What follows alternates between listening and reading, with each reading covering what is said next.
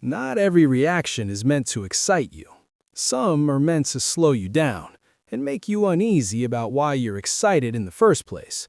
That's the space Alec Baldwin enters when Moana 2026 comes up.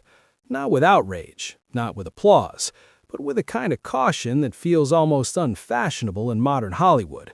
The kind that suggests that before celebrating what a film promises, we should question what it avoids.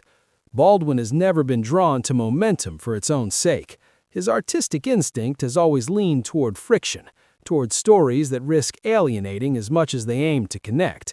So when faced with a live-action return to a story that still lives vividly in public memory, his response carries an unmistakable skepticism, not toward the myth, not toward the culture it draws from, but toward the industry impulse behind reopening the door so quickly. What unsettles him most isn't the film's ambition, it's its certainty.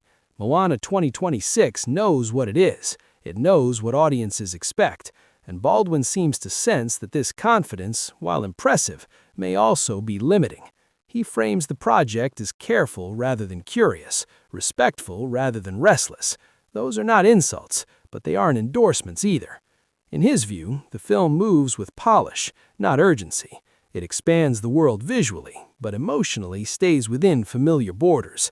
There's weight, yes, but it's evenly distributed, measured, almost regulated.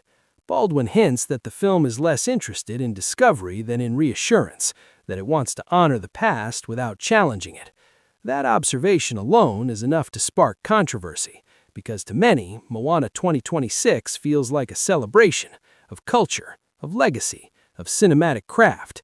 Baldwin doesn't deny any of that. He simply asks whether celebration has replaced interrogation, whether the film's restraint, admirable as it may be, keeps it from surprising its own audience.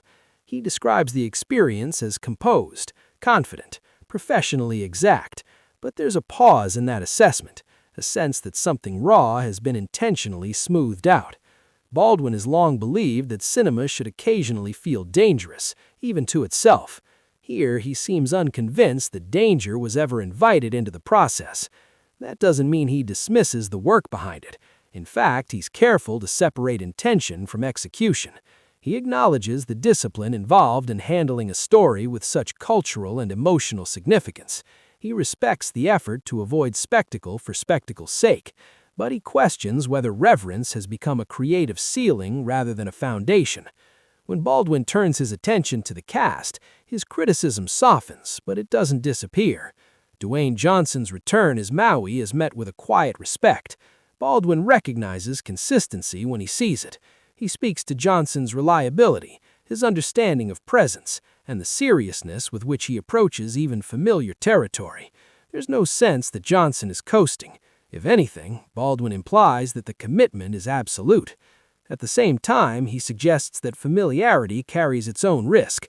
When an actor's energy and confidence are already known quantities, the surrounding narrative must evolve to keep that performance from blending into expectation. The effort is evident. Whether the film challenges that effort enough is where Baldwin remains unconvinced. His reaction to Catherine Lagaia is more reflective. Baldwin seems acutely aware of the responsibility she carries, not just as a performer, but as a symbol within a global franchise.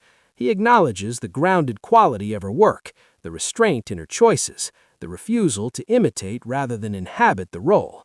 But again, his praise comes with an implied concern. Authenticity, he suggests, can only resonate as deeply as the story allows it to.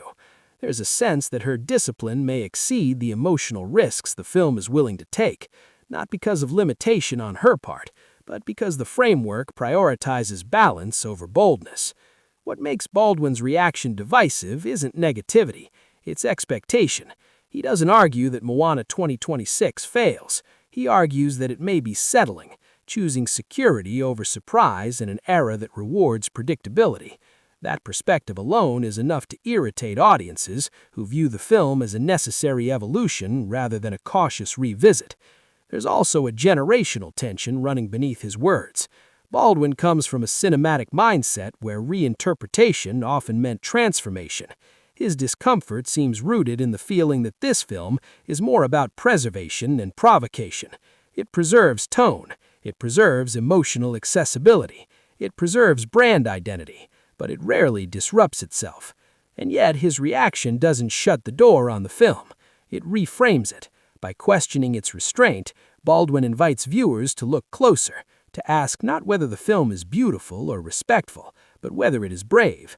That's why his response matters, not because it tells audiences what to feel, but because it challenges them to notice what they're not being asked to feel. In a landscape dominated by immediate praise or instant outrage, Baldwin occupies an uncomfortable middle ground, one that suggests Moana 2026 may succeed spectacularly on its own terms, while still falling short of its deepest potential.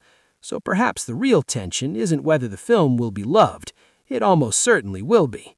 The quieter question Baldwin leaves behind is this: when the waves settle and the visuals fade, will Moana 2026 be remembered for protecting what already worked, or for risking something new when it mattered most?